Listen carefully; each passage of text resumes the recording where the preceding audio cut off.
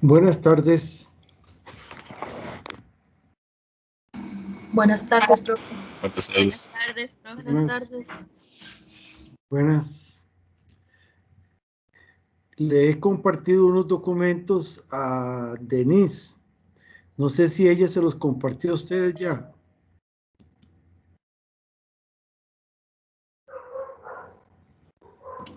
Creo que aún no, profe.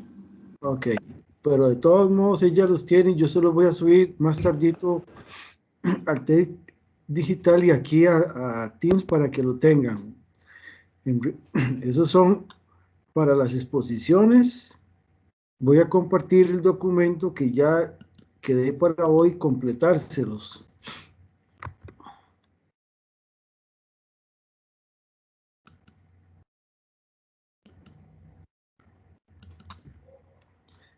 ¿Se ve ahí el documento Word? Sí, profe. Muy bien. Bueno, aquí está ya, digamos, una programación filtrada de los temas. Están las fechas, por lo menos esta primera parte, que es hasta acá, hasta el casi finales de, bueno, la tercera semana de abril, que es la primera parte. Y además, aquí están los grupos responsables. ¿Sí? Entonces, ya me van a preguntar que dónde está la parte de contenidos. En esos documentos que yo le pasé a la compañera, les puse por lo menos los 3 documentos de los primeros 3 grupos. Ya voy a compartir uno.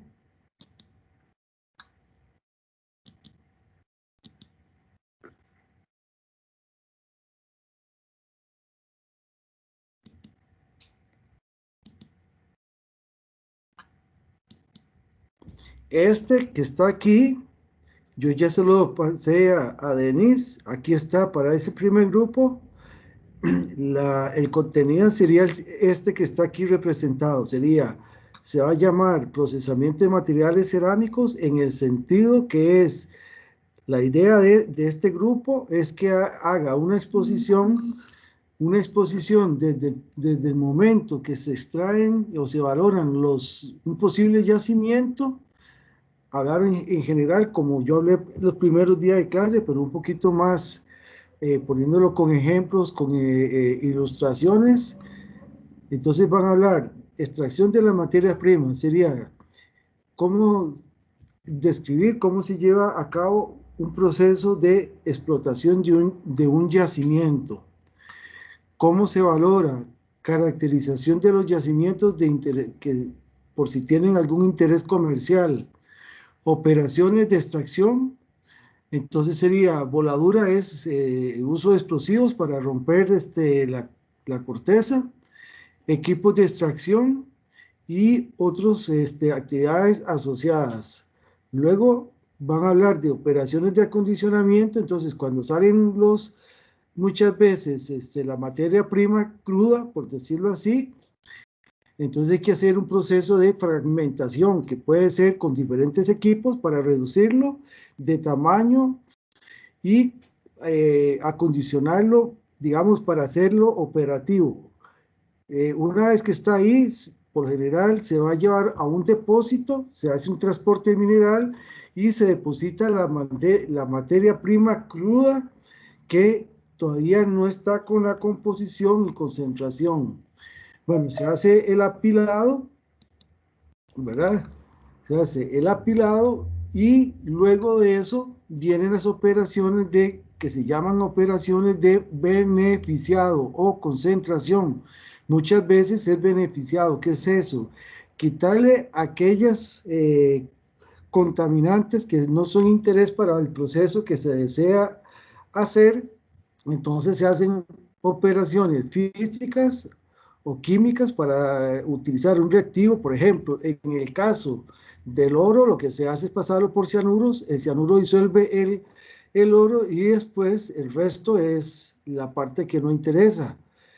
Eso se vuelve otra vez al lugar donde se hizo la extracción para recuperar el lugar donde se extrajo, se hizo un orificio, un hueco, una explotación, y el cianuro se procesa para ya obtener, en este caso sería el oro. El oro cuando se extrae del cianuro no está en condiciones, ya después se hace otra operación de fundición para ya darle la condición de lingote si fuera el caso. Entonces dar ejemplos industriales. Ok, para ese grupo,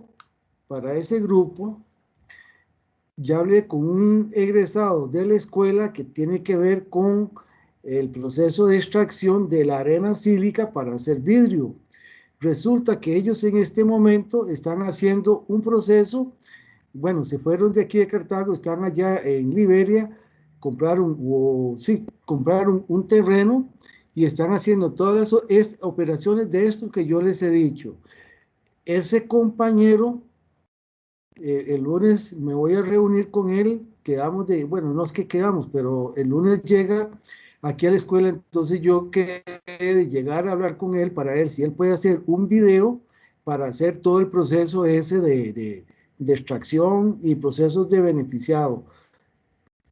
Entonces, para ese grupo, ya sea que el egresado lo pueda hacer o que ustedes como grupo se puedan poner de acuerdo con, se llama Javier Pineda, entonces mejor ejemplo que ese no puede haber y es un caso real para lo que es extracción de la arena sílica. La arena sílica ya concentrada, limpia, se trae aquí a Cartago, a los hornos de la vidriera, donde ahí ya se transforma en productos.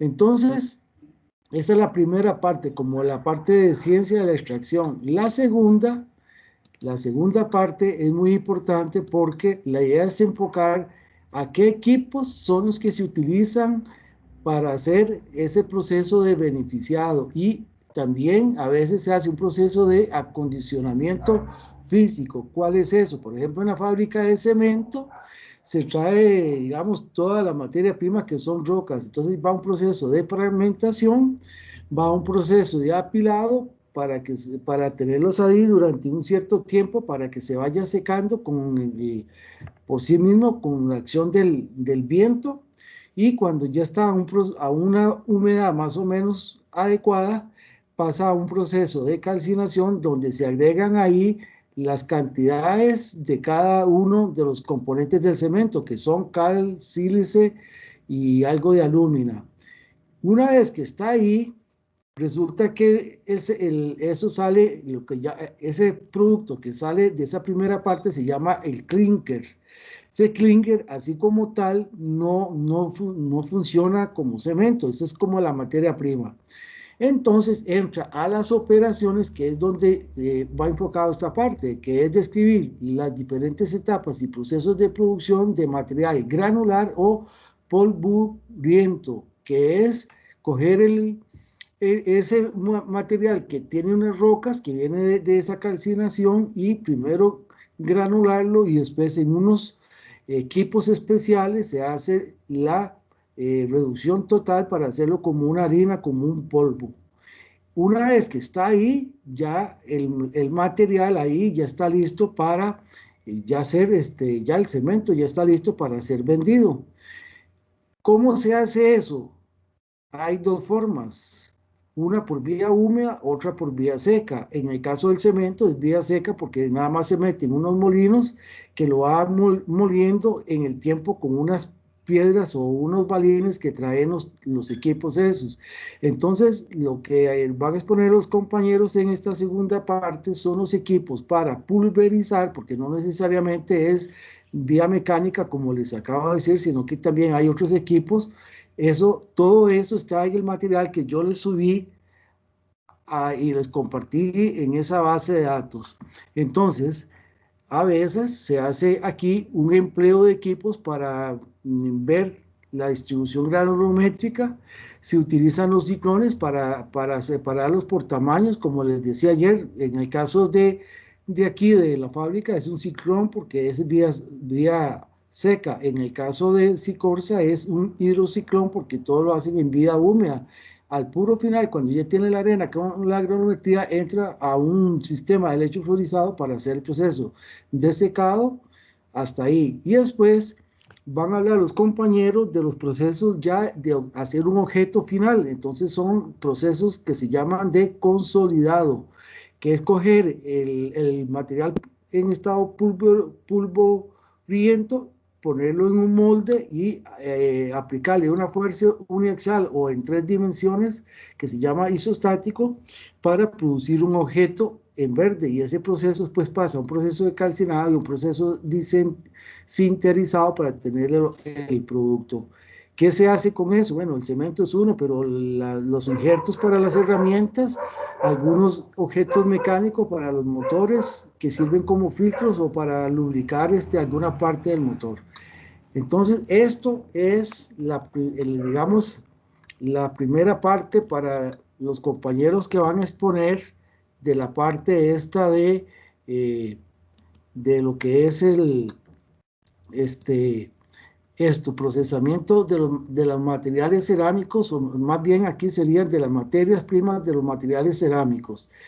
Luego sigue el grupo de las arcillas, que ya también se los di, y el grupo de vidrios.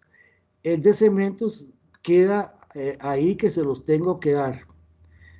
Bueno, la pregunta, si me dicen por qué está aquí en amarillo, es porque para esa fecha deberíamos de hacer el primer examen parcial. Entonces vayan ustedes pensándolo, ¿verdad? Para que el viernes 26 podamos hacer el primer examen parcial. Si hacemos ese día el examen parcial, entonces los compañeros del cemento, bueno, inmediatamente viene la Semana Santa, entonces los compañeros del cemento expondrían después de Semana Santa. Sigue materiales pétreos, aquí están las fechas, los refractarios abrasivos, cerámicas avanzadas, que seguramente esto puede ser los 2 días de esta semana, porque es un tema bastante amplio.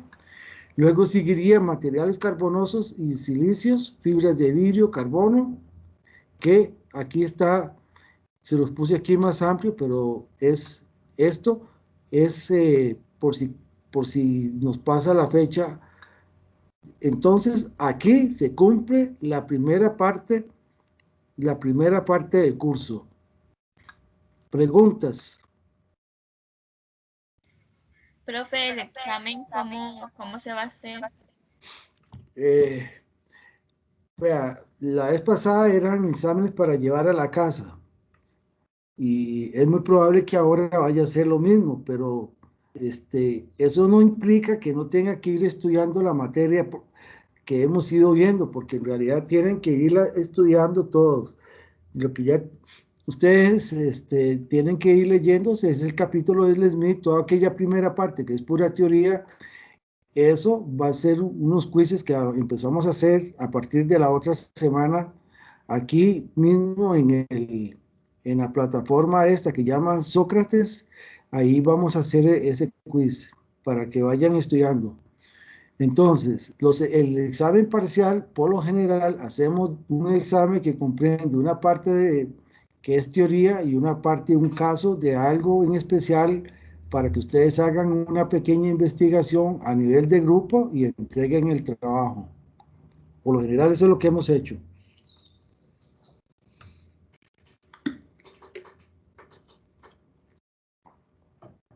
Aquí quedan estas semanas en blanco.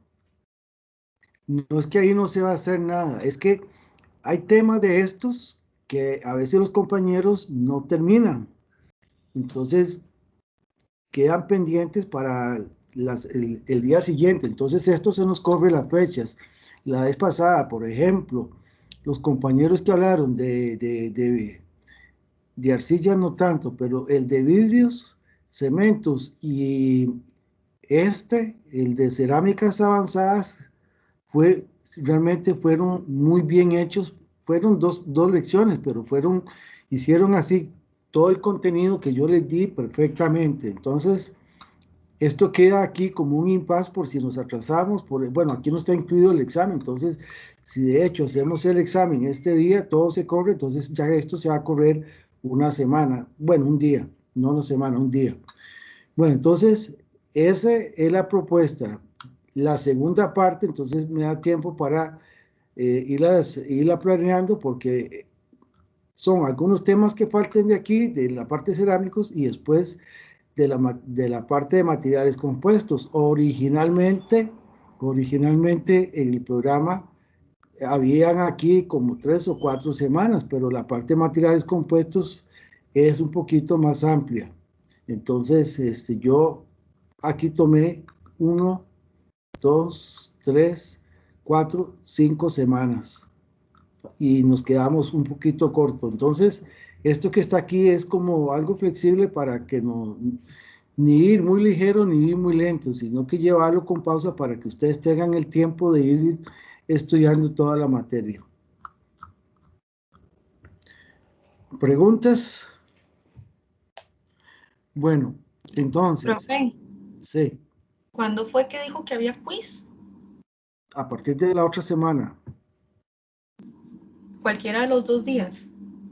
o pueden ser los 2 días, Ok. porque un quiz no necesariamente tienen que estudiar, no digo que no, pero la vez pasada había unos quizzes, vea, aquí yo no les he puesto la tarea. Ah, bueno, no, ya se las puse. Lo de, ¿cómo se llama? Lo que vale como un quiz es lo de Spinella. Ese es un tema tan amplio que no lo vamos a hacer aquí en clase, sino que vayan a hacer una investigación, un trabajo bien redactado de análisis.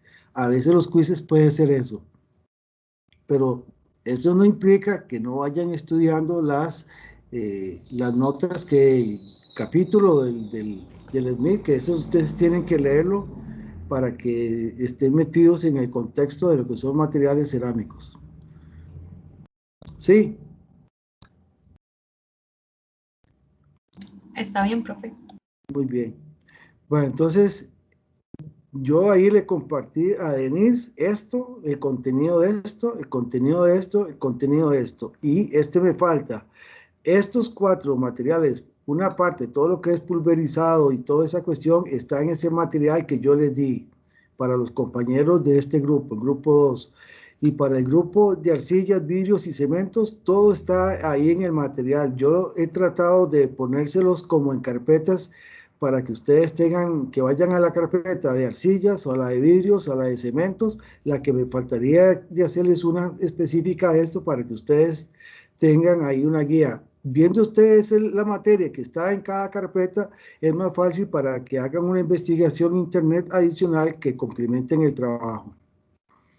Materiales pétreos, igual, ahí hay mucho material, entonces ahí en sí que me gustaría que los compañeros un día nos pudiéramos reunir para explicarles algunas, en realidad materiales pétreos son todos los materiales a partir de las materias primas naturales, y puede ser materiales pétreos naturales, materiales pétreos artificiales. Entonces, dentro de ese concepto, los vidrios, arcillas y cementos serían materiales pétreos artificiales, pero muchas veces se ven como un tema así propiamente dicho, las arcillas, y porque es todo un área de conocimiento. También, entonces me da tiempo de ir haciéndoles a cementos, materiales pétreos, refractarios, y lo de avanzados es un libro que yo tengo que se los voy a compartir para que se vayan ahí repartiendo el trabajo. No sé si tienen alguna otra pregunta.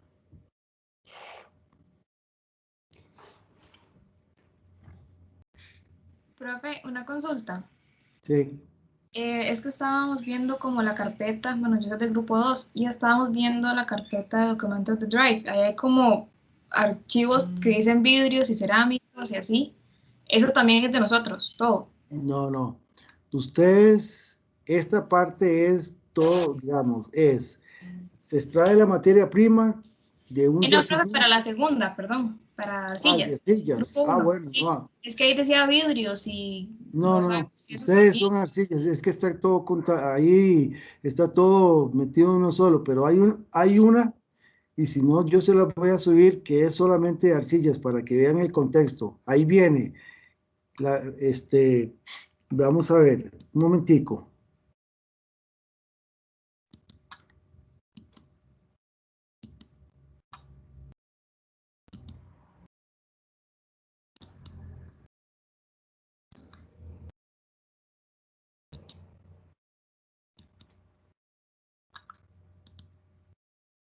Vea, se ve la pantalla ahí, el contenido de ustedes.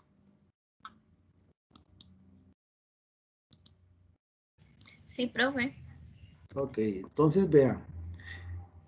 También el sentido es hablar en dos órdenes. El primero es la ciencia de las arcillas, es hablar todo cómo influye la estructura, la composición química, la estructura que tienen es muy importante porque son a nivel de placas y entonces cómo se absorbe el agua es que le da la cualidad principal de las arcillas con el agua, que es la plasticidad. Entonces, en ese material viene que son las arcillas, vienen la parte de constitución, viene muy explicado los tipos de estructuras de las arcillas y cómo ellas originan los diferentes tipos y las diferentes propiedades que tiene cada familia. Eso está ahí. Después hay que definir y ahí tienen que leerlo en un documento que es una pasta. Entonces, la pasta es lo mismo que polímero, lo mismo que aleación en metales. Es como la mezcla de arcillas para darle las propiedades para un uso final. Después los tipos, según el origen mineralúrgico, entonces eso es si son estas, si es esta o una arcilla corriente. Aquí no se ve muy bien para que se lo corrijan ustedes, que es una arcilla leca. La arcilla leca es, aquí tal vez en Costa Rica no es tan conocida, pero leca es un diminutivo de lo que es arcilla calcinada liviana, algo así. Hay algo que se llaman termoarcillas, que son arcillas corrientes que se les agrega estiércol, acerrín o estereofón y cuando se someten a un calentamiento, esa materia orgánica se quema y quedan huecos, vacíos. Entonces es un material muy liviano y como tienen ese montón de porosidad, entonces sirve para así como dice el nombre, termoarcillas, que si lo irradia calor, entonces transmite muy poco el calor, que si está expuesto a una zona muy fría, entonces no se pierde el calor en la parte interior de una casa, que es el caso esto. Propiedades, todo hay que explicarlas, ahí están en los documentos, algunas de las normas, porque así es, hay que hacerle muchas pruebas para caracterizarlas, aquí están unas muy importantes, el límite plástico o ensayo de Casagrande, ahí viene explicado ese material. Después usos, aquí ahora ya vamos a hablar un poquito, el diagrama de Winkel que yo les decía ayer, y aplicaciones. En ese material que ustedes tienen un documento solamente de todos los tipos de objetos producidos industrialmente para usos en industrias, principalmente la edificación, edificios, casas, y también pues otros secundarios que son, qué sé yo, como esa, la leca, que es, a veces se define como un material, ¿cómo se llama esto? Un material inerte para la parte de aislamiento térmico. Igual, esa es la primera parte, esto es pura ciencia, libros, todo eso. La segunda es ya la parte de manufactura. Entonces, descripción de las diferentes etapas de extracción de las arcillas, extracción del yacimiento, acondicionamiento mecánico, añejado de las arcillas, procesamiento para la manufactura de objetos pulverizados, separación de objetos extraños que son terrones, piedras, material orgánico que sigue, se separa todo eso, hay equipos, hay que explicarlos, mezclados de los diferentes tipos de arcilla, entonces aquí se utiliza el diagrama de Winkel para las aplicaciones, ya lo vamos a ver. Luego la parte de humectación que se llama amasado, entonces hay un equipo que hace el efecto de amasado, que es darle la plasticidad a las pastas y después muchas veces los equipos de amasado y la parte de conformado es un solo conjunto. Entonces en una parte se hace el amasado, pasa a otra cavidad de la máquina y ahí lo que se hace es exponerlo al vacío para extraerle todo el gas, para que no salgan productos huecos, y entonces el común es sacar un producto extruido.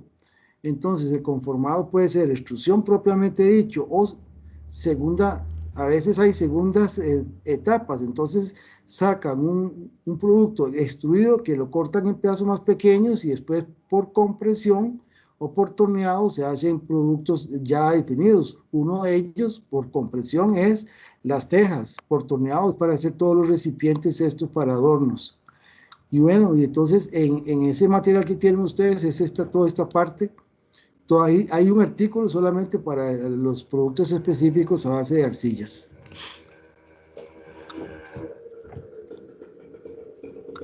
¿Preguntas?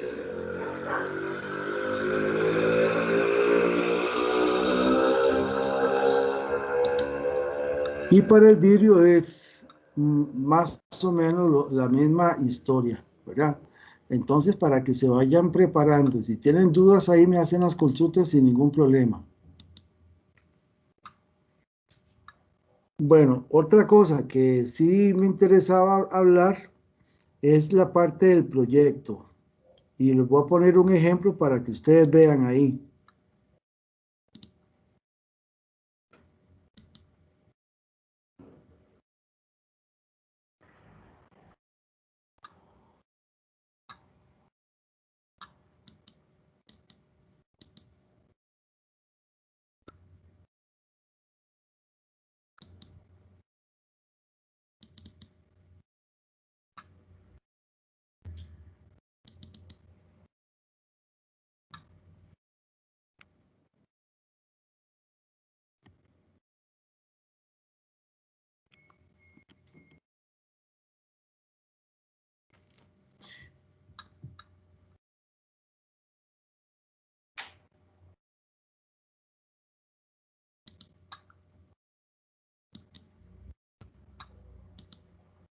Bueno, ese fue un vehículo que hizo la Volkswagen hace un tiempo y quedó fuera digamos, de serie.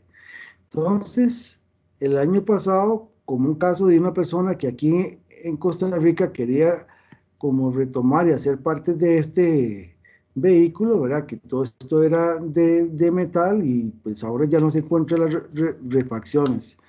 Entonces, la idea es, en ese del semestre pasado fue así, tomando este modelo, así, vea que no es hacer todo, simplemente coger esto en partes. Entonces el proyecto fue, bueno, primero que todo hacer un levantamiento de esta carrocería y dividirlo en partes. Entonces, este era un bumper, aquí hay una caja para la parte de recolección del aire, este borde y al otro lado, y después toda esta carrocería. Entonces el proyecto que se hizo en un grupo de 9 compañeros, lo que se hizo la primera parte fue un levantado de cada una de las partes. Bueno, estudiarlo cómo se podía hacer con un material compuesto. Entonces, cuando se llegó a la parte de material compuesto, que ya tenían toda la parte de, digamos, de la parte del dibujo de las partes, entonces se estudió, entonces ahí se dividió, no me acuerdo si fueron en una, esta parte, dos, todo este lateral, tres, el otro lateral, esta parte 4, y esta parte de 5 se hizo como en 2 o 3 partes, porque es esta parte de acá, este piso, que es donde va el asiento, y esta parte que cubre aquí donde iría el motor. Entonces lo que se hizo durante todo el semestre fue buscar las medidas, hacer toda esta parte, y una vez que se llegó a esto, entonces la parte interesante que tiene que ver con el curso, bueno, esa primera parte es diseño mecánico. La otra parte que siguió fue hacer, seleccionar de los materiales compuestos modernos, cómo seleccionar qué material era idóneo para cada parte. Recuerdo que prácticamente la parte de afuera casi toda fue de un mismo material y las otras partes fueran dos materiales diferentes. Bueno, uno muy parecido a esto, material compuesto, para darle rigidez, para darle resistencia. Y entonces era la otra parte, seleccionar el material, y la parte interesante era diseñar el molde de cómo se iba a hacer eso, cómo se iba a hacer cada parte. Entonces, todo ese trabajo al final tenía un costo, entonces hicieron más o menos una estimación de cuánto saldría hacer todo un juego de moldes para hacer las carrocerías de un tipo de este vehículo. Ese fue un proyecto que se hizo todo el semestre y trabajaron las 9 personas, ¿verdad? Entonces, si alguien se mete en un grupo y no va a hacer nada, se va a recostar de los demás compañeros, si se quedan callados, son cómplices de que se les recargue el trabajo. Entonces, puede ser algo así, puede ser un proyecto. Si algún grupo ya hace 9 personas y le interesa puede ser uno. El otro que yo he visto es algo así, que es como una especie de, es todo este caparazón, todo lo demás no interesa, nada más es el caparazón de esta parte, que es un material compuesto para un helicóptero de 2 o 3 personas. Estos son de esos de juguete, pero el que tengo pensado es otro que vi, que es un poquito más elaborado que es para 3 personas. ¿Preguntas? Profe, entonces, ¿de cuántos son los grupos para el proyecto? Vamos a hacer grupos de 9 personas, pensando en eso, que van a hacer todo ese proceso de diseño no solamente, en realidad ustedes no van a diseñar esto porque ya está, van a tomar eso, lo que van a diseñar es el molde y el método de cómo se fabricaría las partes, que es lo que se relaciona propiamente con el curso.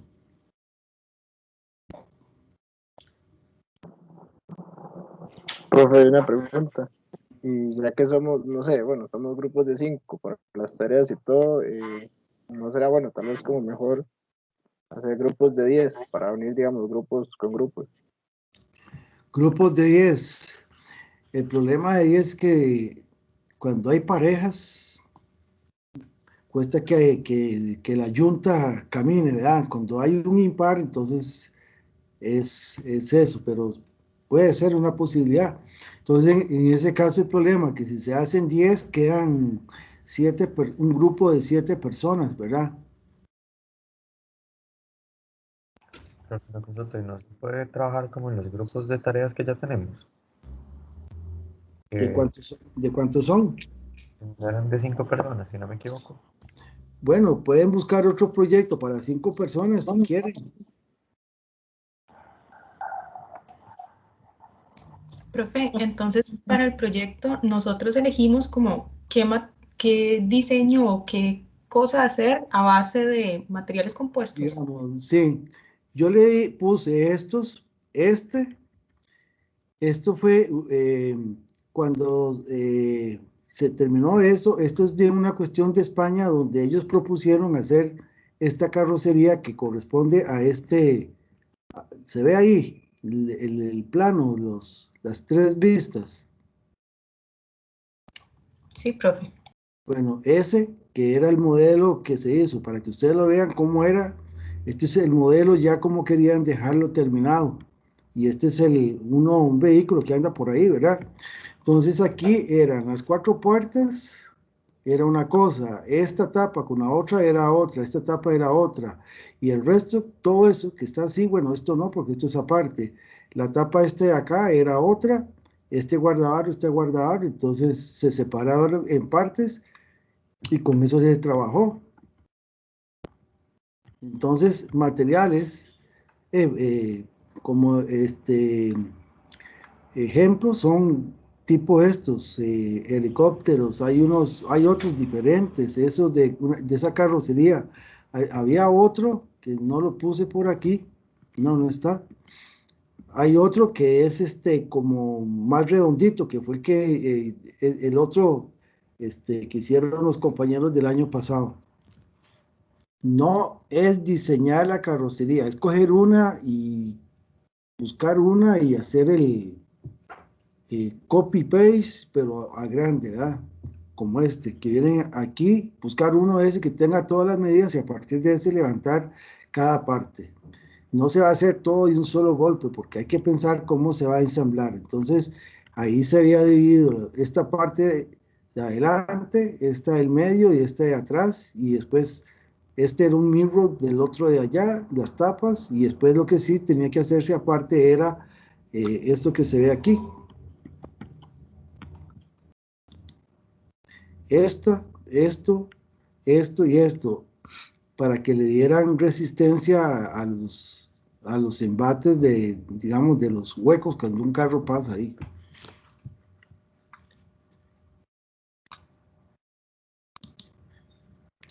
Eso es para que ustedes ya piensen bien. Si un grupo piensa hacer un proyecto, al final la idea es que todos trabajen igual. Entonces el proyecto, si son 5 personas, tal vez no va a ser algo tan grande como eso, porque entonces les va a tocar casi que el doble de trabajo, algo más pequeño, pero que tenga que ver con eso, o algo de la parte esta ¿cómo se llama? La parte de esto que es bueno, el otro que habían hecho, otro grupo fue hacer un estudio para ver si se podía traer una máquina de corte con chorro de agua para cortar las piedras, toda la parte pétreos y después ofrecer ese servicio. Ese también estuvo muy bueno, pero fue más estudiar el mercado, qué productos se podían hacer y después establecer ahí toda la parte de la planta, cómo se haría, el equipo, el software para que se tiene que traer para poder dibujar y mandarlo después a la máquina de corte para hacer ya propiamente el corte del producto. Si ese le interesa, también puede ser otro. Bueno, dejamos eso, vamos a retomar lo que estábamos ayer. Bueno, una cuestión, entonces, como un ejemplo de esto, ahí yo se los compartí.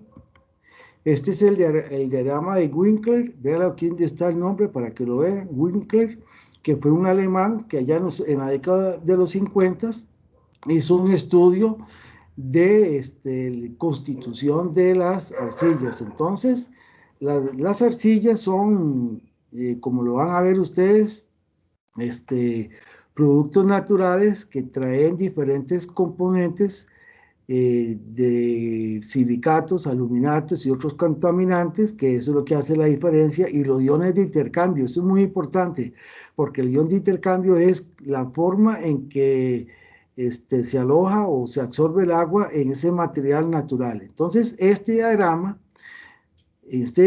que es un ejemplo de esos, lo que se hace es con la parte de limos, la parte de arcillas y la parte de granular. Entonces vea que aquí los componentes, en vez de decir limos, dice partículas de 2 a 20 micras, menor a 2 micras y mayor a 20 micras.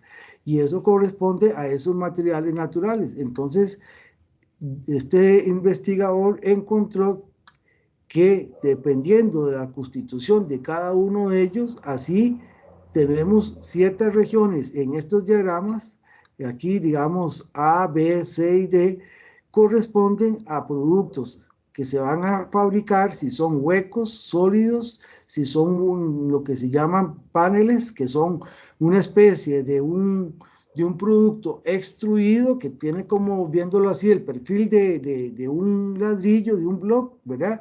Pero son de unos 80 centímetros de ancho por 1,5 metros, 1,60 de largo. Entonces, eso es como el equivalente de las casas prefabricadas, que en vez de ser horizontales, esos son verticales. Entonces una parte trae con una parte saliente y la otra en bajo relieve. Entonces cuando yo pongo eso que se llama el machimbrado, hacen digamos, un acople de uno con el otro, y entonces es más fácil hacer el ensamble de la construcción. Entonces todo eso ya fue estudiado. Tan así,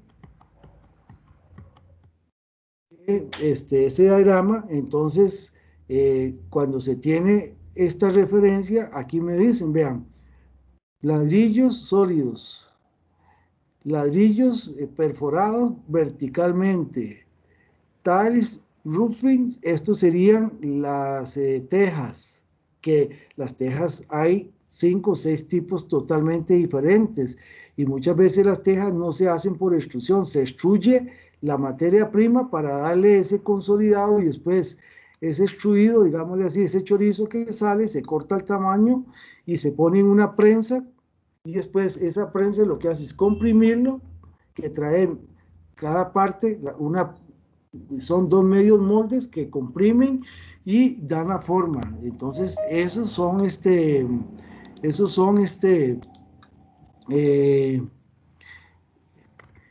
son productos tiles en general, lo que son tejas. Y después ladrillos huecos de pared delgada, que son esos grandes planchones para la construcción, o para, en realidad, como esos no van a ser un esfuerzo mecánico, simplemente es un cierre, son otros productos. Entonces, el diagrama de Winkler es muy importante en muchos de los de la industria, como productos que tienen una importancia económica. Entonces, cuando yo tengo una arcilla, yo puedo tener arcillas muy, muy, muy plásticas, y entonces aquí viene arcilla plástica. Otras que son como, es una arcilla pulverulenta, pero que usted la mojan todo y la comprimen con la mano, pero no hace el amarre como si fuera una plástica. Más bien las plásticas tienen tanto poder aglomerante que cuando ustedes la aprietan con la mano, se les queda la mano embarrada la arcilla.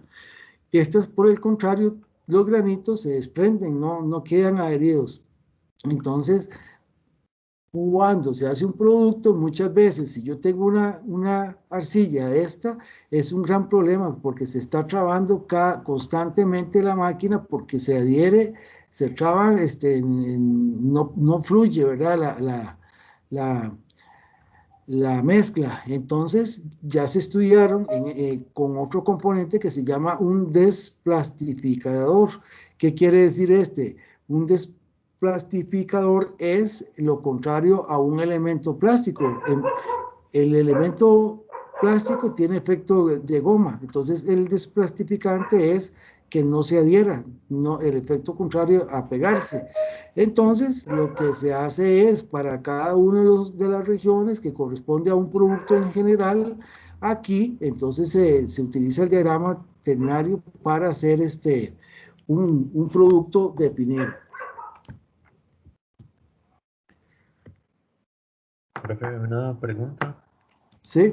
Este, disculpe que lo haga como hasta el momento de sobre el proyecto, Sí. sobre los entregables. ¿Usted tiene sobre los entregables y fechas o algo así? Ah, sí.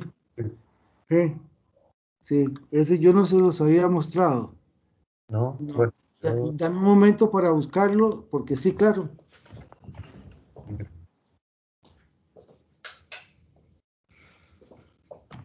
Sí, se me olvidó eso.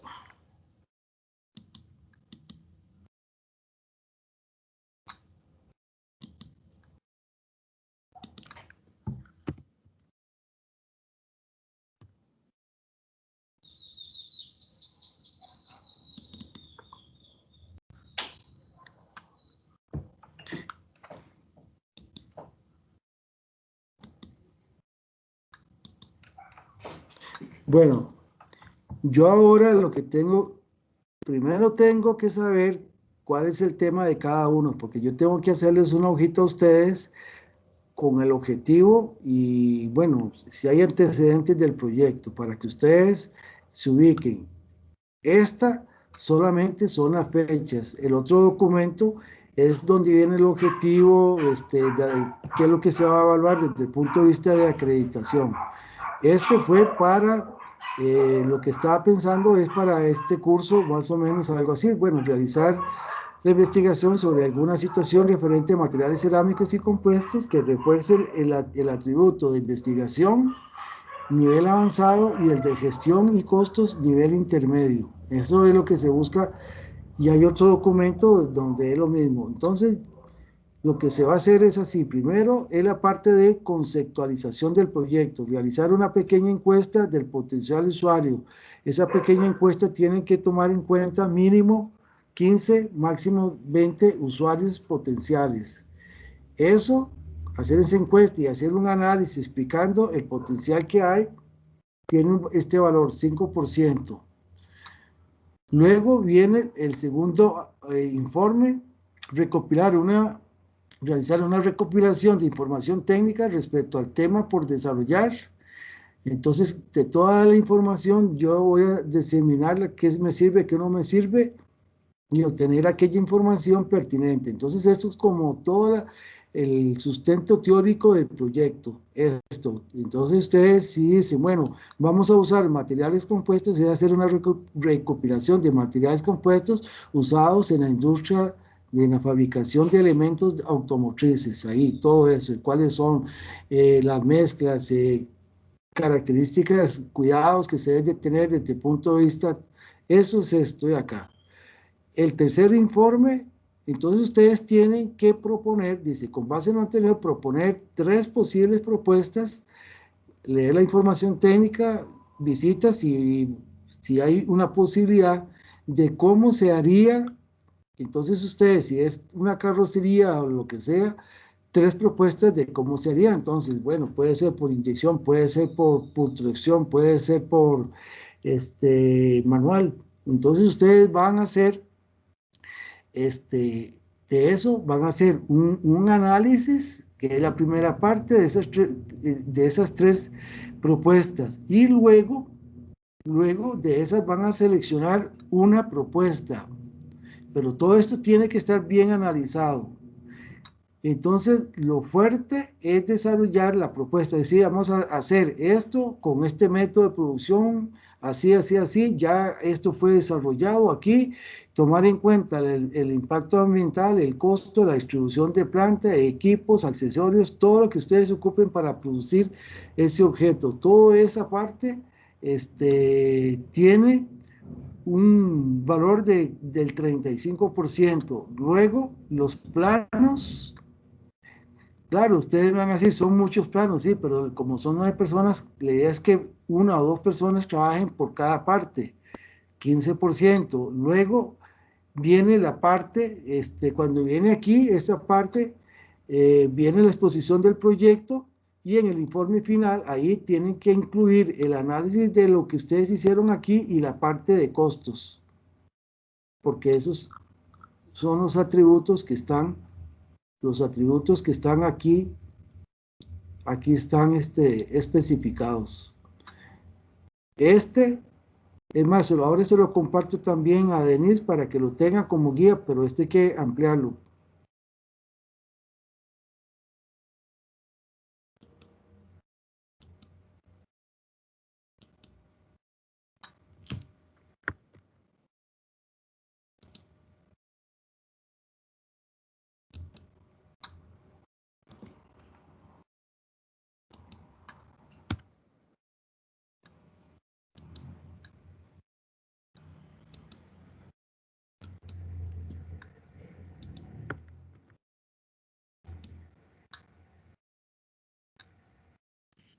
Profe, ¿Sí? es que, bueno, estaba viendo que la primera entrega es para la semana 6, sería de hoy en No, 15. sí, Ok, perfecto. sí. Gracias. Por eso quería hablar hoy todo del proyecto, para que ustedes ya se organicen y tomen una decisión. Ahí le compartí ese documento a Denise para que se los distribuya a ustedes.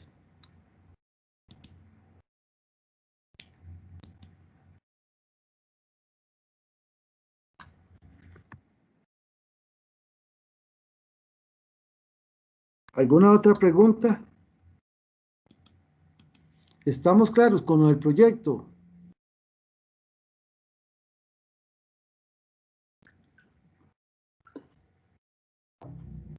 A ver. Sí, profe. Ok, entonces, ahora traten de organizarse. Vean, yo estoy anuente ahí, mandan correo, nos ponemos de acuerdo si necesitamos conectarnos.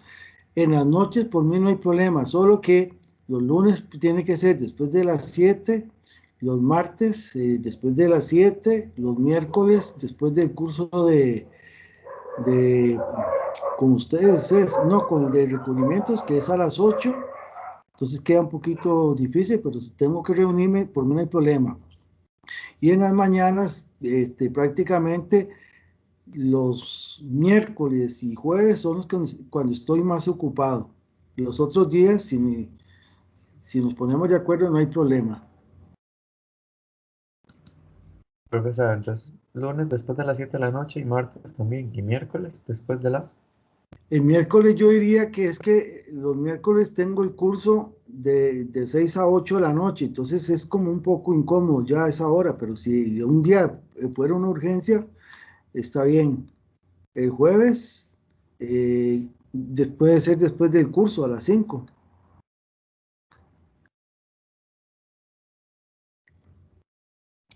Profe, con respecto a este cronograma, nos guiamos por las semanas. Sí, claro, es lo mejor. Es que las fechas, bueno, están con respecto al año anterior, entonces no sé si seguía uno solo con la semana. No, porque el año anterior, ahora se los puse las fechas de ahora. Bueno, es que el que está proyectando es del 2020. ¿El cuál? El de, El del proyecto. no, del proyecto, no, váyase por semanas, por la semana. Entonces la semana 7 va a ser con el otro documento que yo les di, que es el de las exposiciones. La semana 7 corresponde, si no me equivoco, es la otra semana. Esta semana es la semana quinta, ¿verdad? La Es semana semana 4. 4, profe. La semana 4. Entonces sería para la semana del 15 al 19 de marzo. 6. La 7 sería del 22 al 26 de marzo. O sea, la semana antes de Semana Santa.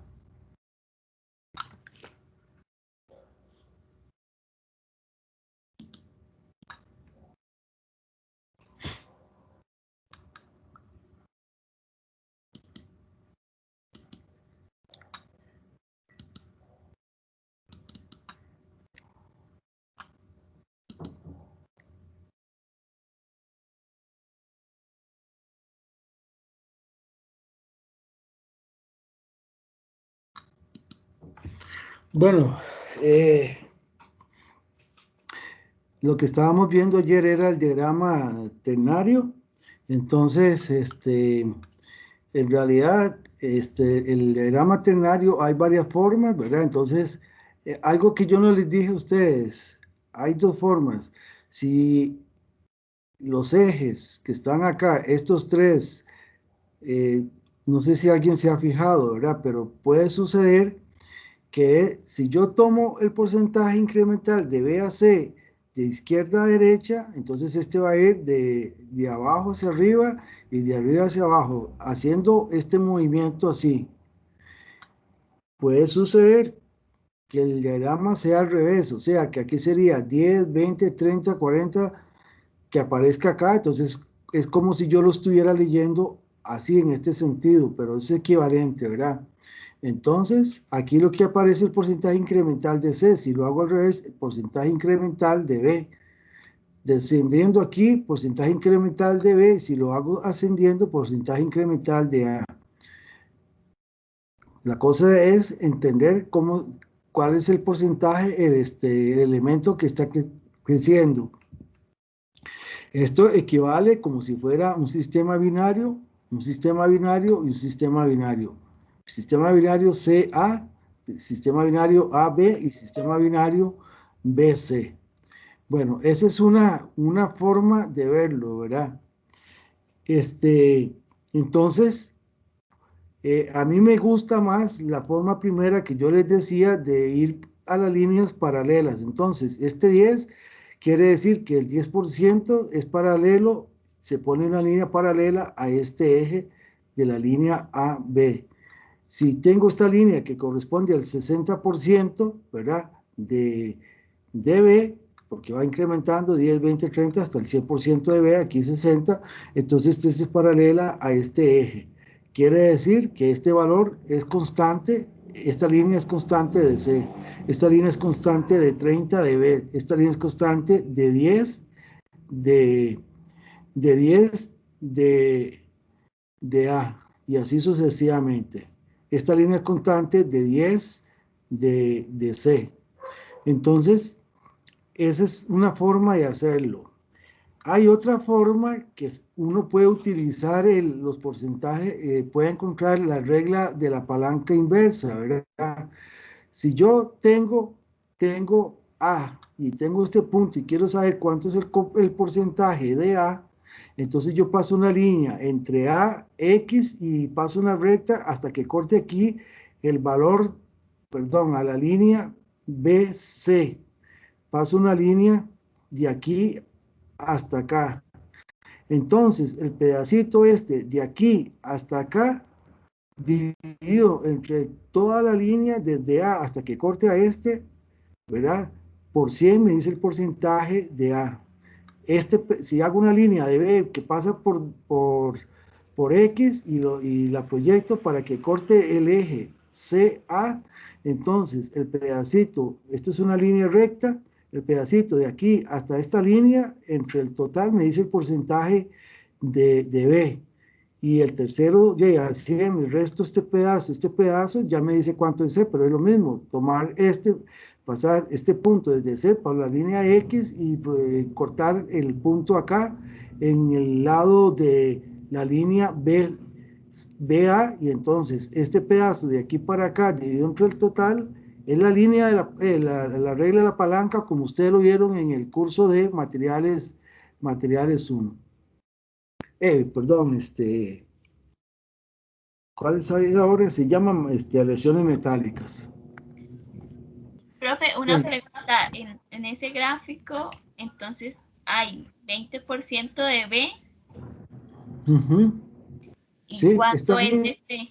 Esta línea representa 20 la línea representa 20 de B, entonces el porcentaje incremental de C sería 10, 20, 30, 40, 50, 65. Esta línea de 65. Pero a veces es mejor hacer la regla de la palanca porque le da los valores directamente, por si se le hace se enreda uno. Entonces, aquí es una forma de representarlos. En estas es lo mismo que yo les decía ahora, es si yo quiero saber el porcentaje incremental, entonces cojo los valores opuestos con la línea respectiva a la que yo quiero utilizarlo, ¿verdad? Poner la línea, pasa por X, proyecto de acá, desde B pasa por X, proyecto acá, de C al punto X y proyecta la línea BC y hago la regla de la palanca. Es más fácil. Entonces, eso que yo les digo es esto. Entonces, si yo quiero saber en este punto cuánto es el contenido de A, sería el pedazo X, M dividido entre A, M. El porcentaje de B sería el pedacito XN dividido B, N. Si yo tengo esos dos, se los resto a 100, ya sé cuánto es, que es lo mismo que decir XL, este pedacito, entre todo, que sería LC.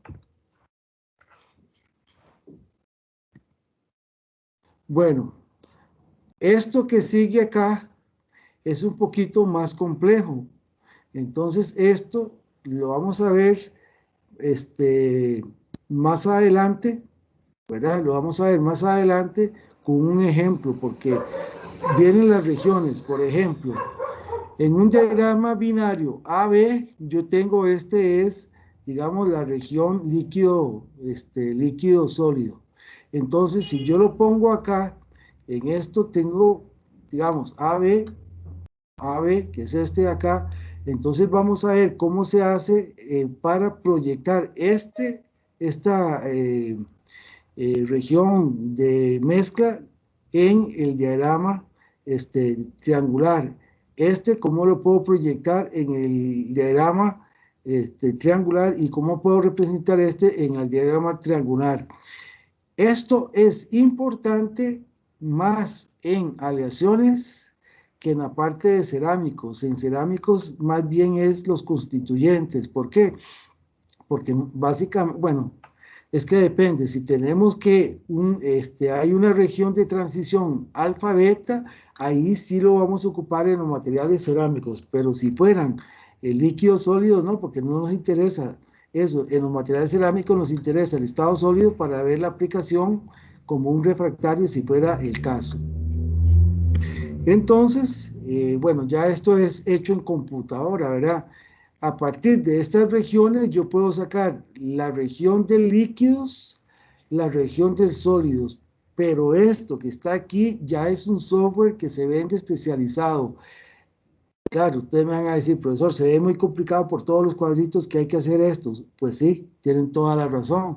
Por eso no se utiliza mucho eso, sino más que tener todo, como lo vieron en el diagrama de Winkler, lo que necesito tener las regiones donde un producto, o sea, una masa o una pasta de arcillas es adecuada para un producto. Ya esta parte de acá, de la línea líquidos y sólidos, pues ahí no. Acuérdense que muchas veces, bueno, podemos tener compuestos heterogéneos, pero muchas veces, en el caso de los cerámicos, muchas veces se nos facilita porque la fase es una fase homogénea, una solución sólida de los componentes. Bueno, ahora el otro que se utiliza, y esto es mucho en termodinámica, si yo tuviera temperatura, presión y composición, serían las regiones de lo que se llaman regiones isotérmicas o de isocomposición o isobáricas de presión. Eso es cuando estamos utilizando para algún diagrama de fase de compresión. Entonces aquí es también, bueno, en este caso que es isotérmica, que es una región como tomando la temperatura como un eje, ¿verdad? Entonces yo pudiera hacer, en esta línea que es de la temperatura, cómo puedo hacer regiones isotérmicas representados en el plano de los otros dos componentes. Si fuera aquí temperatura y aquí tengo presión, composición o algún otro componente, qué sé yo, volumen, entonces podría hacerlo, pero este no es el caso más corriente de los materiales cerámicos. Bueno, esto es lo mismo, y después viene ya cómo hacer los cálculos. Entonces, esto es lo que quería darles a ustedes, era esa parte de lo que era la parte de que por lo menos en el diagrama de Winkler que lo van a utilizar, entonces que tuvieran ahí cómo entender las regiones de las partes que componen el Winkler. Entonces siempre vamos a tener los limos, arcillas o arenas, o bien limos que se llaman.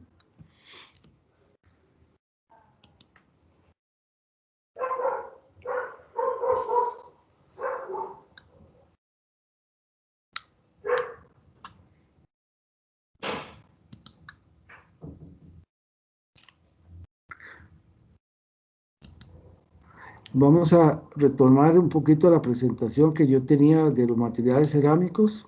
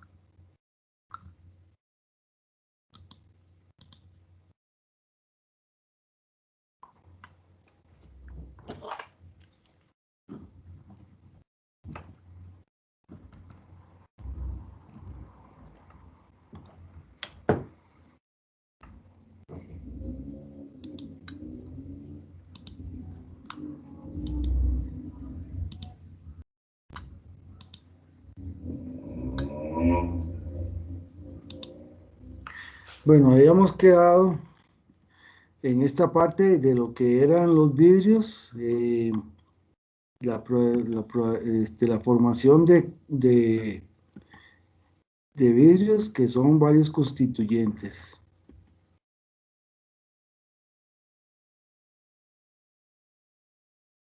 Bueno, una de las razones por las cuales se estudia mucho el titanato de bario es porque a partir de una red cristalina definida, por ejemplo, una cúbica, vea que cuando tenemos una espinela son 3 componentes, entonces un componente va a tomar las posiciones de la red cúbica, que serían estos que están aquí en blanco. En este caso que tenemos de la sal, serían los cloros, pero el segundo componente y el tercer componente pueden tener posiciones tetraédricas o octaédricas. Cuando es tetraédrica, este es el concepto, ¿verdad? En el caso de la sílice, cuando hablamos de silicatos, aquí está el silicio, el átomo de silicio rodeado de átomos de oxígeno, ¿verdad? Entonces vea que esto es como una pirámide perfecta arriba, replicada una pirámide perfecta abajo. Y si tuviéramos en una espinela un componente, yo puedo tener posiciones octaédricas entre estos dos componentes. Bueno, la tarea que yo les dije era buscar información de qué era una espinela y cuál era la importancia. Entonces, lo importante de esos materiales era que estos materiales complejos, cuando están sometidos a ciertas condiciones, pueden responder mucho a un impulso eléctrico, ya sea una corriente, un voltaje, una parte magnética. Y estos, dentro de ellos, el titanato de bario, aquí se puede considerar como si fuera, vea, óxido de bario, punto TiO2, que sería el rutilo o el óxido de titanio. Entonces, en este caso, ¿verdad? Cuando tiene esa posición, el oxígeno puede tener 2 valencias. Eso es muy importante porque, entonces, igual que en la espinela natural, que es la magnetita, el hierro puede tener valencia 2 y valencia 3. Igual sucede acá con el oxígeno. Entonces, cuando tenemos una red compleja, ¿verdad? De estas, y yo le aplico una fuerza, entonces puedo medirle una diferencia de potencial eléctrica que se genera entre las dos partes donde estoy aplicando el esfuerzo. Entonces, estos titanatos de bario fueron los precursores de un material que se llaman piezoeléctricos. ¿Qué quiere decir piezoeléctricos? Cuando yo aplico un campo eléctrico, entonces los átomos de las posiciones originales tetraédricas y octaédricas se van a mover en la red, generando un desbalance interno, por lo cual podemos medir ahí una pequeña diferencia potencial. Si eso lo comenzamos a cambiar en el tiempo, entonces estos materiales generan ondas ultrasónicas, y es ahí donde tiene el gran campo de aplicación de los piezoeléctricos para generar en un equipo de ultrasonido las ondas que van a transmitirse a través de un material que se va a caracterizar, ¿verdad? Eso es muy importante. Ahora, lo inverso también es importante en estos materiales. ¿Qué quiere decir eso? Que si yo tengo ese material y entran ondas, entonces por ese efecto de reorganización de los átomos octaédricos y tetraédricos, entonces también puedo capturar eso y convertirlo en una señal para alguna aplicación, que normalmente esos, ¿cómo se llama? Sensores del ultrasonido se dice que son digamos que hacen las dos funciones, emisor y el receptor de ondas. Y con eso, entonces, uno de los grandes desarrollos para efectos de la salud y efectos industriales es que solo una parte tengo que tener acceso para hacer una valoración de un órgano, si fuera el caso, o de algún equipo, por ejemplo, un recipiente a presión. Entonces, eso es uno de los grandes beneficios de los materiales piezoeléctricos. El otro que se ha utilizado mucho, que digamos, fue descubierto muchos ciclos atrás, ¿verdad? Es la magnetita, que la magnetita, en el caso de Costa Rica, si van a Puerto Viejo, es esa arena negra. Entonces llega un imán, lo tiran ahí, se les pierde porque queda totalmente cubierto por la arena.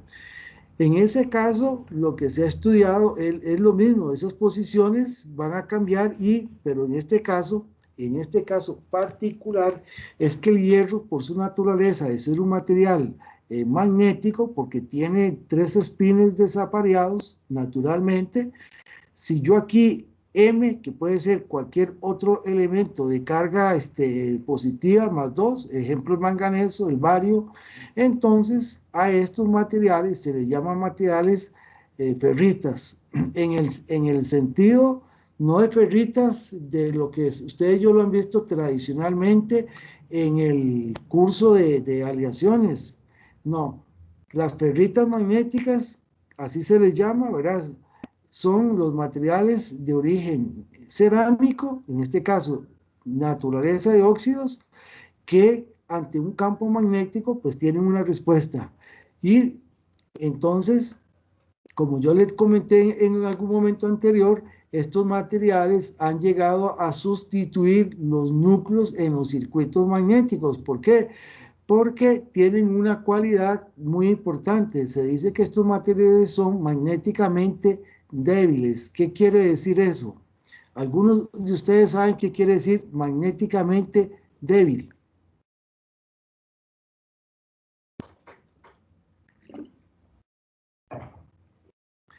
¿Llevaron ya el curso de electrotecnia? ¿Sí, no? ¿O están en eso? Sí. Entonces ustedes tuvieron que haber visto algo de lo que se llama la curva de histéresis. ¿Sí o no? En mi parte no, profe. No les, cuando uno habla de magnetismo en los circuitos, en los transformadores, hay que hablar de la curva de histéresis. No sé si yo aquí la tengo. Vamos a ver. No. Denme un momento. Vamos a ver.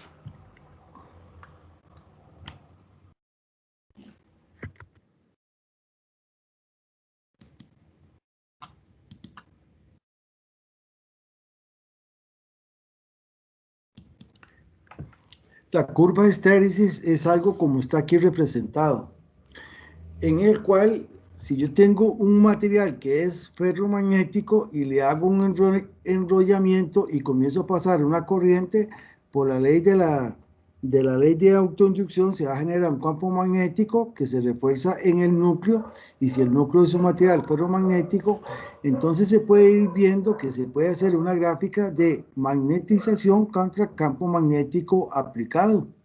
Y se puede ir viendo que un material originalmente, si no está magnetizado, entonces va a estar centrado en este punto de la gráfica. Conforme yo le voy dando corriente, entonces va a ser un recorrido que hace algo así, llega a un punto máximo, y por más corriente que le dé, llega a ese punto. Entonces se dice que el material es magnéticamente saturado. Si ahora invierto la corriente, entonces el material viene y hace un recorrido que hace algo así, y cuando llega a un valor que es un mirror, un espejo de este de acá, llega a este punto máximo, de ahí no pasa, entonces se dice que también está saturado. Si ahora invierto la corriente, viene y el recorrido lo hace de esta manera. Entonces, ¿por qué es importante eso? Porque estos materiales, cuando yo estoy aplicándole una corriente, adentro hay un concepto que se llama el concepto de los dominios magnéticos, que fue un investigador haciendo su tesis doctoral allá en los años 1900, que encontró Weiss, W-E-I-S-S, que encontró que si los materiales se magnetizan es porque está subdividido en regiones que no son los granos, pero son como regiones magnéticas que se llaman dominios magnéticos, y cuando un material no está magnetizado es porque cada región está aleatoriamente distribuido su región, pero cuando yo aplico una corriente externa, entonces esos campos internos comienzan a alinearse hasta que llega a un punto en el cual todos están alineados y están saturados. Entonces, en ciertos materiales, este ancho de acá es muy importante. A los materiales donde tiene un valor más de 5 Gauss, creo que es esta región de área de acá, se dice 5 o más, dice que son materiales magnéticamente fuertes o anchos. Y aquellos como estos, que es muy pequeña esta área, entonces se dice que son magnéticamente débiles. Entonces, estos materiales, ¿verdad? A base de magnetita, resulta que son así, son materiales de una banda muy estrecha. Entonces yo puedo estar cambiando la corriente rápidamente. Aquí esta amplitud me dice que cada vez que yo haga eso necesito energía para realinear los dominios internos del material. Y entonces eso es consumo de energía. Y si yo tenía un núcleo de hierro que es así de ancho, cada vez que yo estoy aplicando los cambios de campo magnético, estoy consumiendo energía de la fuente que estoy dando. Resulta que las ferritas son estrechas, y entonces quiere decir que cierran el circuito magnético, pero las pérdidas por realineamiento de los campos internos, que se llaman dominios magnéticos, es muy poco. Entonces son materiales, desde el punto de vista de la tecnología, muy eficientes, porque no van a consumir. Entonces, hoy en día encontramos gran cantidad económica alrededor de las ferritas magnéticas, porque se utilizan en circuitos magnéticos, son muy eficientes y no hay un consumo como en los materiales tradicionales que se hacían de acero al silicio. Y entonces estas cerámicas han tomado mucho ese papel protagónico.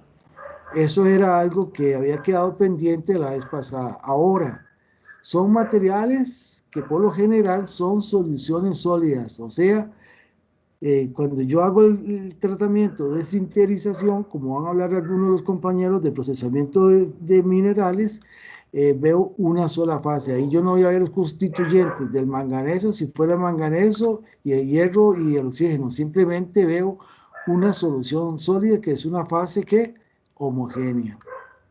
¿Preguntas? Profe, puede tener 3 o 4 exámenes. ¿Perdón? puede tener 3 o 4 oxígenos. Por lo general son 3 componentes. Siempre son de este tipo. Cuando trae 4 es porque hay un metal.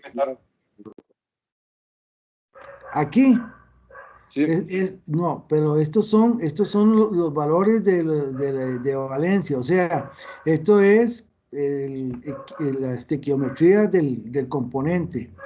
Pueden haber aquí 4 átomos de oxígeno, 2 de hierro y 1 del metal. En este caso tenemos 1 de bario, de titanio. En la red elemental tenemos bario, titanio, 1 y 3 de oxígeno. En la magnetita tendríamos el elemento este que va a ser la función de más 2. Tenemos aquí el de más 3, las posiciones son en este caso la valencia y 4 oxígenos. Los componentes naturalmente son 3, pero pueden haber más átomos. Eso sí, ¿verdad? En este caso 4, 2, 1. 3, 1, 1.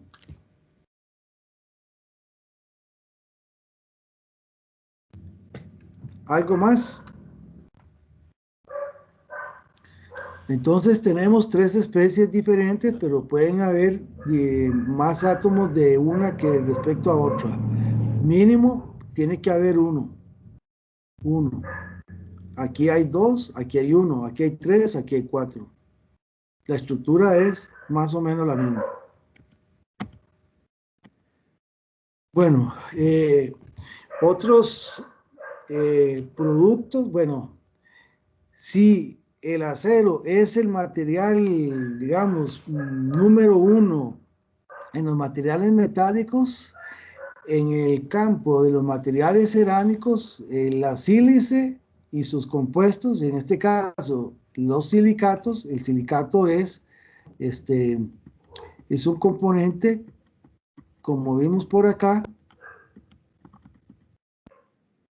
es un tetraedro. Entonces aquí en el centro está la sílice y en los vértices, todos estos serían 4 abajo, 1 arriba y otro abajo, 6 está los oxígenos. Entonces aquí, en este caso, los materiales,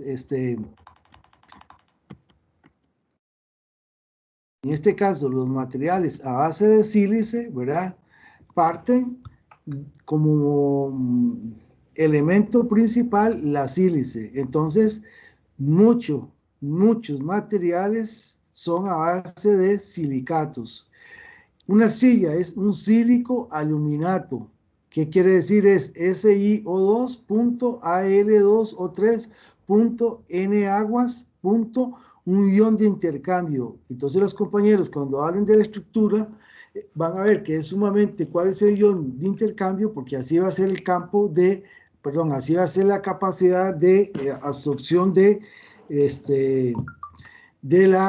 agua. Entonces ese es uno. La arcilla sirve para hacer, qué sé yo, ladrillos, tejas. Y si tengo el Si2, que sería la sílice propiamente, es toda la base de los vidrios. Entonces aquí en Cartago hay una fábrica que trabaja con, en este caso el mineral sería la sílice, SiO2. Y más adelante, ahí creo que alguien va a hablar, y si no yo lo voy a tomar, esmalte vítreos. ¿Qué es un esmalte vítreos? Bueno, es un compuesto de por lo menos 3 componentes que son óxidos, que cuando ellos se mezclan tienen un punto de fusión muy bajo. Es el equivalente al punto eutéctico, solo que de 3 componentes, pero ellos generan una fase vítrea. Entonces, cuando yo tengo ahí un florero, o bien ahí un adorno que trae un color azul muy lindo, verde, y que uno ve esa capa de encima, esos son productos vítreos. Son compuestos que generan a alta temperatura una fase vítrea y entonces se adhieren muy bien al sustrato, dándole esa coloración muy bonita y a la vez como es una fase vítrea que es vidrio, no es atacado por los agentes ambientales. Bueno, entonces aquí, en este caso, es muy importante que, como vamos a ver acá, tenemos que tener la estabilidad, ¿verdad? De lo que vimos, la relación de cationes y el número de contactos, que en este caso, depende del compuesto, pueden ser 3, 6 o 3, 4 o 6. En el caso de la estructura tetragonal, entonces tiene 6 átomos, sería un número de coordinación 6. Bueno, bueno, ya hablamos de los sitios intersticiales que son muy importantes porque cuando yo le aplico una fuerza de compresión en este eje o en el, bueno, en el eje Z, en el eje X o el eje Y, entonces después podemos censar aquí un impulso eléctrico como diferencia o como una pequeña corriente. Bueno, eso es un aspecto importante tener presente.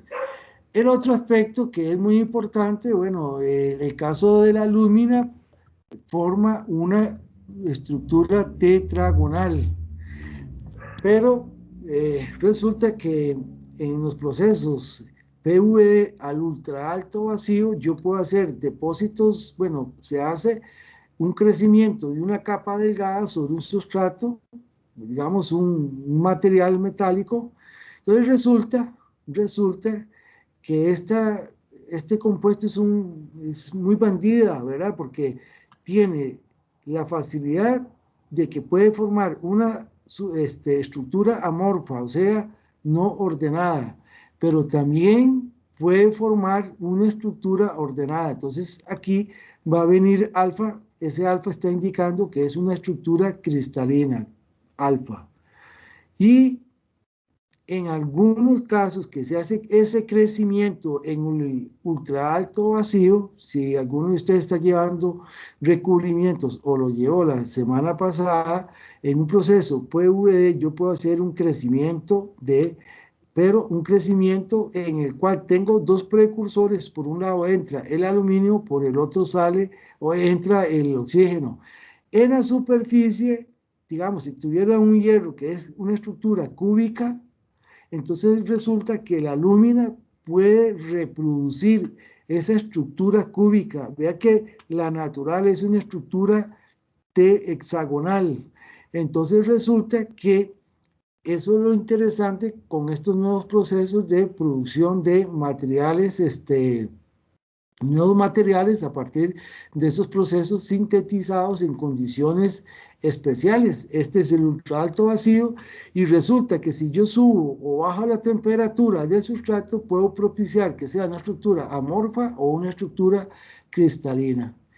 Y entonces la lúmina hoy en día está considerada una de las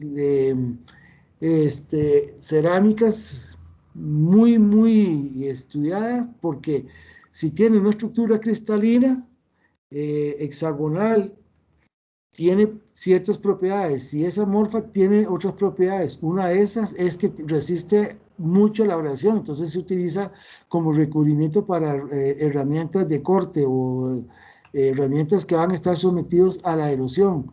Y esta última clase es estructuras cristalinas y entonces algunas veces esas estructuras cristalinas tienen propiedades totalmente diferentes a su estructura, o sea, a su comportamiento natural de estructura hexagonal. Entonces, hoy en día, todos estos materiales, y no solo la lúmina, otros materiales se están tratando de sintetizar así en esos procesos de PVD a fin de generar conocimiento para ver qué otras propiedades nuevas pueden tener estos componentes. Entonces, vean que eso es algo muy bonito en el proceso de epitaxia, que es como se llama ese proceso. Bueno, entonces la espinela, como les decía hace un momento, ¿verdad? O la perusquita, que es en español, sería esa estructura original que se encuentra así, el titanato de bario, el cual prácticamente pues dio todo origen al desarrollo de la tecnología ultrasónica y todavía hoy sigue utilizándose como materia prima principal para todo lo que es generación de palpadores ultrasónicos. Otros componentes es lantato de alúmina, ¿qué sería como una especie de cal de circonia, y que es estronzato de circonia. Acuérdense que la circonia es el elemento cerámico que es estudiado mucho porque presenta aquello que yo les decía, un poquito de tenacidad a fractura, y entonces si lograr hacer un material tenaz, esta cerámica con algún componente, se gana el santo grill, porque con ese se puede cambiar toda la tecnología automotriz, porque ya tendríamos un motor totalmente cerámico. En eso hay mucha investigación. Bueno, el otro que hay que tener presente de la espinela, siempre, como dijo el compañero, sí, tiene toda la razón. Yo puedo tener 3 componentes diferentes, pero pueden haber muchos átomos según la especie. Entonces, en el caso del A, siempre va a ser el caso de un ion positivo, el B, un ion metálico +3, y bueno, el oxígeno, que es un retículo centrado en las caras, carga -2. Entonces, este elemento que esté aquí al frente, por lo general va a ser +2. En el caso de la espinela natural, que es la magnetita, el hierro funge aquí carga +2, y aquí en el otro tiene carga +3. Entonces, esa es la cualidad para que tenga la estructura de espinela. Vean que siempre se tiene que cumplir que hay un balance de carga neutro, siempre. El otro aspecto importante es que a partir del silicato, ¿verdad? La unidad fundamental del SI4 en su estado, digamos, de equilibrio es un tetraedro. Entonces, en el centro, como les dije hace un momento, tenemos el silicio y se acomodan 4 átomos en las esquinas. Se acomodan intersticialmente, y 4 átomos de oxígeno, cada uno tiene 7 electrones en lugar de los 8 disponibles para su capa externa. Obtener un electrón de los átomos metálicos, por ejemplo, los silicatos, es el caso de silicato de magnesio, que es un compuesto que es bastante estable. Entonces, vean que todo esto son compuestos naturales, así se encuentran en la corteza terrestre. Entonces, si yo quiero tener el magnesio puro, ¿verdad? Entonces vea que no está balanceado sus cargas, por eso es que se va a llegar a oxidar y regresar a un estado como un óxido o un silicato. Bueno, cada átomo de oxígeno puede compartir un par de electrones con un segundo silicio. En este caso, un oxígeno pertenece a 2 unidades, con el cual se obtiene este compuesto, que se produce el ion +6, que es el que va a andar buscando cómo compartir con otro para generar una estructura estable, para tener la carga balanceada. Bueno, este es el caso que les decía hace un momento. Sílice, tenemos aquí los 4 átomos que están en la base. Bueno, si yo rompo este enlace de acá con algún elemento por temperatura y por afinidad química, entonces surge un material que se llaman los vidrios. Entendiendo pues vidrios, ¿verdad? En este caso se le da el nombre de vidrio glass en inglés a ese compuesto a base de silicatos, entendiéndose que tienen una estructura amorfa. ¿Qué quiere decir amorfa? Que sus átomos no están ordenados en las 3 dimensiones o el espacio, y por tanto, entonces son materiales cristalinos. Y eso es la cualidad principal. Hay vidrios de otros materiales, ¿qué es lo que van a explicar los compañeros? Sí, claro, hay otros vidrios que se han desarrollado o se han hecho síntesis de otras formas. Una forma, o digamos, el camino más sencillo para producir un vidrio es que un material se enfríe lo más rápido posible. Entonces, el vidrio de la sílice cuando se enfrían en muchos procesos industriales, la velocidad es tal que prácticamente no le da tiempo de organizar todos sus átomos por toda esa complejidad de la estructura que tiene y entonces genera una estructura amorfa. Otra forma de hacerlo, entonces hay vidrios que se llaman vidrios metálicos. En ese caso, lo que se utiliza es un proceso de fundición en el cual un chorrito de un material metálico cae a una superficie que está muy enfriada, por ejemplo, a menos 20, 60, hasta menos 150 grados, y entonces esa gota cuando cae sufre un enfriamiento de 50.000, de aproximadamente 50.000 grados centígrados por segundo. A esa tasa, a esa velocidad de enfriamiento, esos materiales metálicos no tienen tiempo de organizarse los átomos y se generan ahí lo que se llaman vidrios metálicos. Y también eso es un campo que surgió ya en los años 60 y hoy en día todavía se hace mucha investigación porque una de las grandes cualidades es que tienen propiedades magnéticas, esas que yo les decía hace un momento, muy estrechas, entonces pueden utilizar como núcleos muy eficientemente desde el punto de vista de la energía eléctrica que tiene que pasar para generar digamos, el circuito magnético de alguna aplicación. Entonces, para romper esta unidad básica que teníamos nosotros acá, podemos utilizar algunos componentes que lo van a hablar los compañeros. Yo les decía, son elementos, por generalmente el boro es el más importante de ellos, que lo que hace es romper esos enlaces para propiciar la formación del vidrio. Cuando estamos diciendo vidrio, es la estructura vítrea, ¿verdad? Y hay otros elementos también que se pueden utilizar como son, puede ser el boro, solamente o puede ser el boro con algún otro elemento como es un aluminio silicato o borosilicatos que también se encuentran en la corteza terrestre, ¿verdad? Estos se dicen conformadores porque propician a que se forme la estructura amorfa.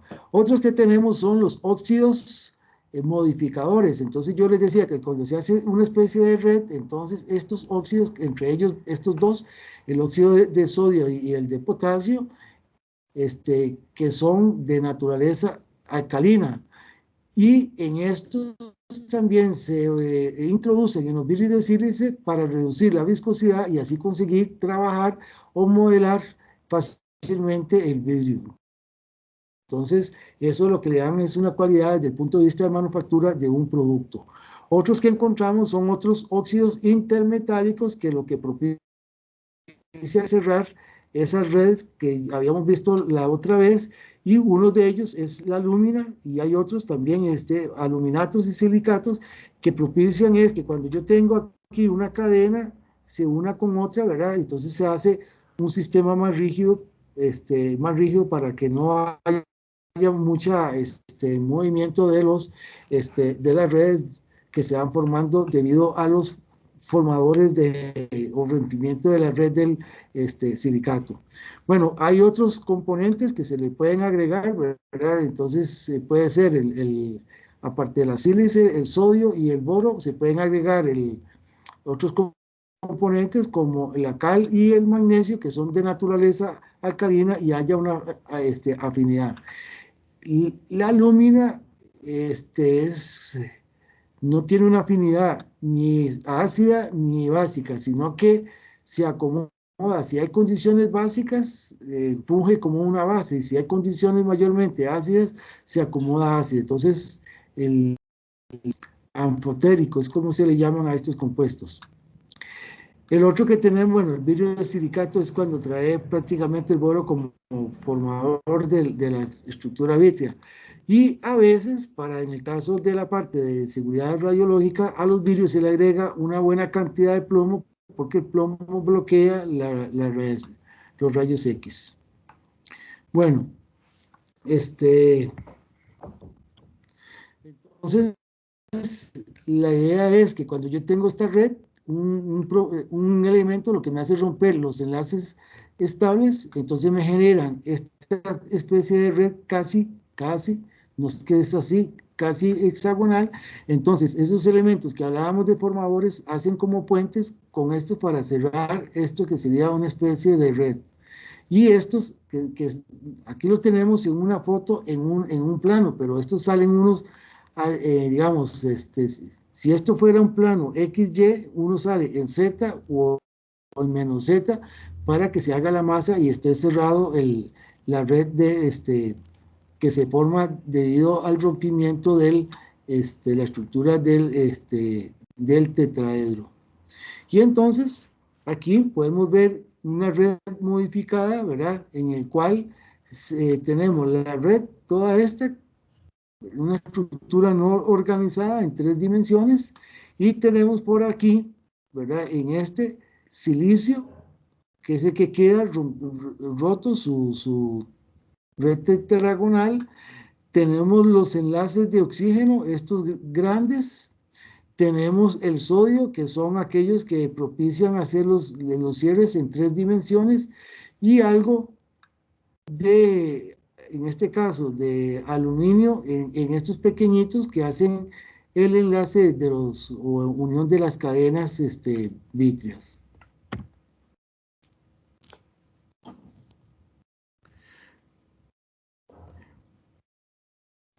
Bueno, ya esto es ya esta es la parte pero se los voy a hablar rápidamente porque los compañeros lo van a hablar más. Y cuando se hace el vidrio, entonces dos formas de conformarlo son principalmente, yo puedo tener productos en 3D, que son productos por soplado, prensado o soplado. Soplado puede ser con una máquina o puede ser manualmente. Y productos en 2 dimensiones, que son las láminas, que es lo que nosotros llamamos vidrio plano. Estas láminas, ¿verdad?, se hacen por un proceso que se llama flotación. Entonces, del horno de fusión va saliendo una cantidad homogénea de vidrio, flota en el estaño y después pasa a un proceso de calentamiento para, si el vidrio se enfría rápidamente, queda tan frágil que con un movimiento muy pequeño se puede quebrar. Entonces aquí hay un horno de recocido para aliviar las tensiones y a la vez darle tiempo para que la masa quede completamente, digamos, lisa, si lo podemos decir. El desoplado puede ser máquinas, como está aquí en la vidriera. Entonces hay 2 medios moldes que traen la forma, entra lo que se llama la gota y la gota queda como así. Entonces por la gota pasa un tubito que sopla, inyecta aire, entonces hace que esta masa, entre comillas, que se hinche, que reproduzca la cavidad del molde. Bueno, el otro es que el que les decía la vez pasada, que son la parte de los tratamientos, que se llama vidrio reforzado o de seguridad. Bueno, seguridad es cuando se ponen 2 placas unidas aquí por una lámina de plástico que lo que hace es tenerlos unidas, hay un fenómeno de adherencia y entonces cuando se quiebra, entonces no salen expulsados para evitar un accidente, principalmente en la industria del automóvil. Entonces podemos darle un reforzamiento calentando y enfriando rápidamente la porción de arriba y entonces queda compresionado como está aquí indicado. Cuando yo lo golpeo, al tener esas tensiones se quiebra muy fácilmente en pedacitos y no sale expulsado. Y el otro que es en el cual aquí, ¿verdad? Es químicamente, es que esto se somete aquí a una solución química que reacciona químicamente con las superficies que estén expuestos y entonces generan esfuerzos de compresión. Se dice vidrio reforzado químicamente. Bueno, entonces aquí es como se distribuirían las tensiones en la parte exterior respecto a la parte interior de un vidrio viéndolo transversalmente. Entonces vemos que aquí hay en un material templado o temperado, como lo llaman acá, sería una distribución de este tipo. Esto es un tratamiento casi que total de todo el material.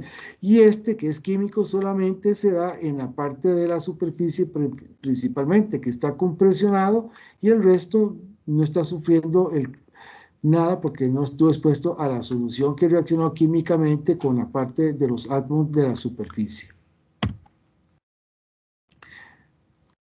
Bueno, ya estos son los materiales a base de carbono.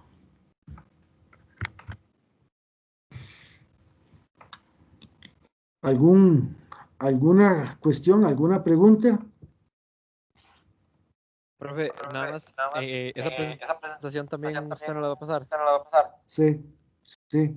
Ok, está bien, gracias. Bueno, vean, tarea para la sí. Bueno, que usted mencionó que la alúmina tenía como carácter de base o ácido y dijo un nombre de cómo se dice eso. ¿Cómo era? Anfotérico. Anfotérico, gracias. Sí, que depende del medio donde esté, se comporta o básico o ácido. La tarea para hoy en 8 es, yo les voy a subir, yo se lo compartí a Denise, lo que hablamos ayer de lecho fluorizado. Entonces, en los grupos de las tareas van a hacer una lectura, hacen el resumen y después un análisis de ese texto que les dejé ahí, que se llaman conceptos de fluidización. De hecho, para el grupo que va a exponer la parte de procesamiento, el lecho fluorizado es como a veces la etapa o para mezclas o unido con un ciclón, son los dos equipos para hacer secado y hacer separación granulométrica.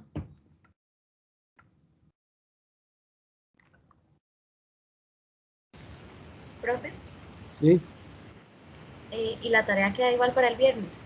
sí, para hoy 8 días.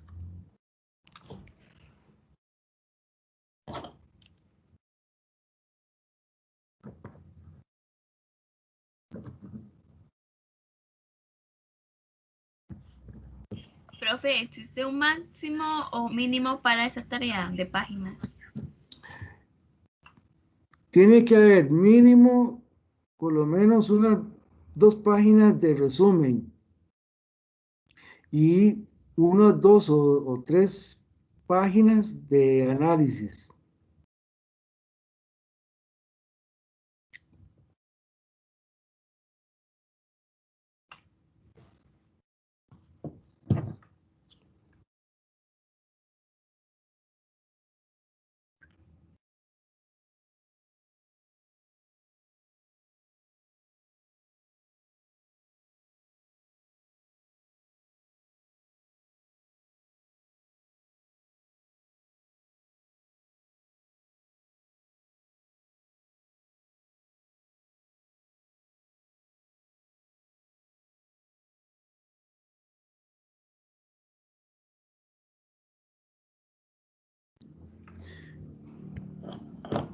Bueno, si no hay preguntas, quedamos por acá. Entonces seguimos el próximo jueves, si Dios lo permite.